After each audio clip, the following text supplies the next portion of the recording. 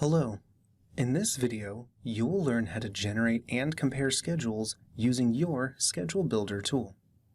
From the main area of the Schedule Builder, scroll to the bottom page to review your selected courses. Then, click the Build Schedule button. This will build various schedule options for you to choose. Once the page loads, you will have one or multiple pages to review for schedule options. If you are still on the main Schedule Builder page, review your notices for next steps. While reviewing your schedule choices, if you have multiple desired schedules, click the bookmark icon to add to a comparison page. Once you have at least 2 schedules chosen for comparison, you will see a Compare button appear at the top of the page.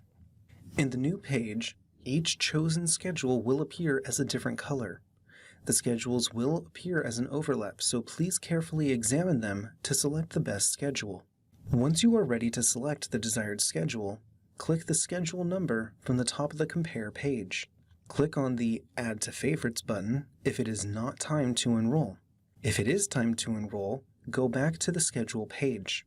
Click on the schedule number for your desired build, and then click the Enroll button. Please watch our next video to learn how to enroll in your selected schedule.